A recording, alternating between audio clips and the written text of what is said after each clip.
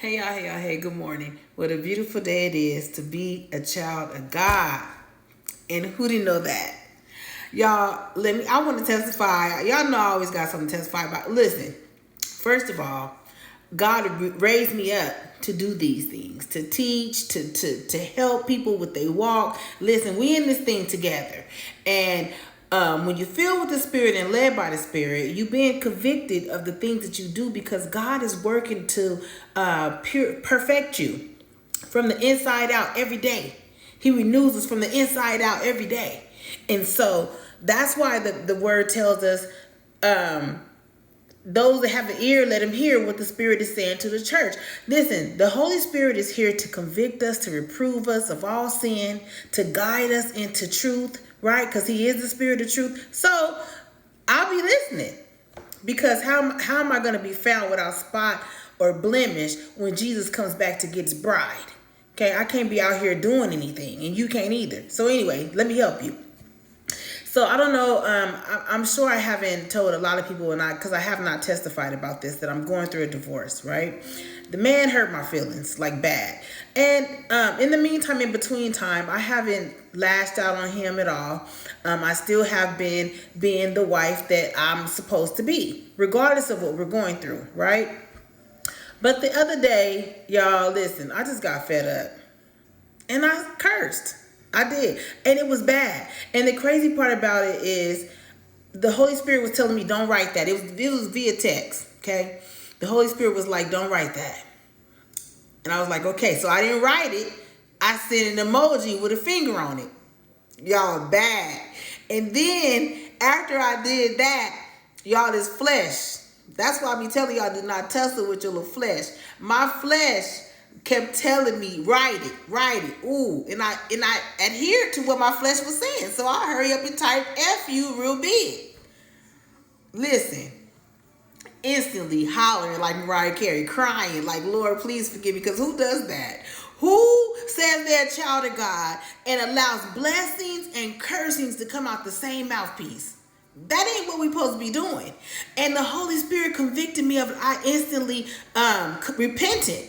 Like, Lord, I'm sorry, because that was out of pocket. How can I just let the flesh control me like that, right? So I instantly sent him a text message and say, look, listen, I'm sorry. I apologize because I am a woman of God, and there is no way that I should have came at you in that manner. I have to let the Lord fight my battles, regardless of how you hurt me.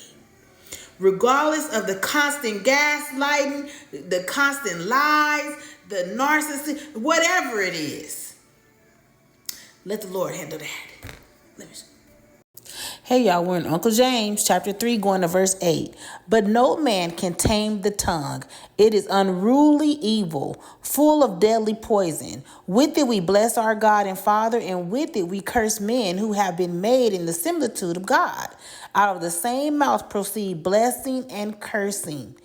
My brethren, these things ought not to be so. Does a spring send forth fresh water and bitter from the same opening? Can a fig tree, my brethren, bear olives, or a grapevine bear figs? Thus no spring yields both salt water and fresh. Who is wise and understanding among you? Let him show by good conduct that his works are done in the meekness of wisdom. But if you have bitter envy and self-seeking in your hearts, do not boast and lie against the truth. Y'all, so this verse basically challenges the believer to examine their words and actions. Everything should be lining up. Our words should be consistent with our heart and the way that we act towards people and in life, period.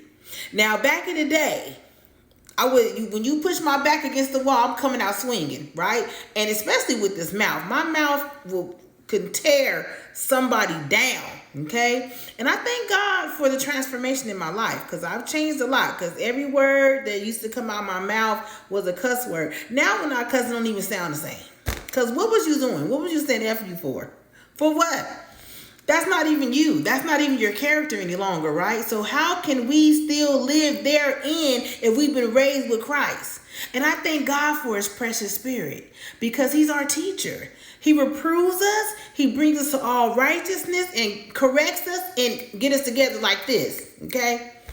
So We have to be careful and make sure that we examine ourselves, y'all, and guard your heart. The Bible tells us to guard our heart because out of it flows the issues of life, right?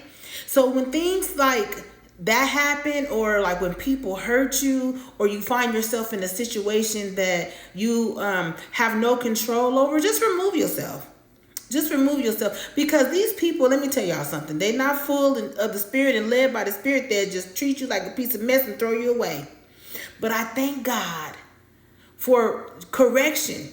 I thank God for loving me enough to make sure that I don't continue to move in certain ways. Now, if you out here cussing every day and letting evil communication come out of your mouth, see, that's something else. See, because many afflictions are the righteous, but God delivers us from them all. And that's why he said those that have an ear to hear what the Spirit is saying to the church. Ain't you the church? So the Spirit of God is here for a reason, to help us to be found without spot, without blemish, to be renewed. He renews us from the inside out day by day. Thank you. So, we still learning. We still walking. Look, I ain't got nothing to say to nobody, because if I don't have nothing good to say, I ain't saying nothing at all. Have a blessed day.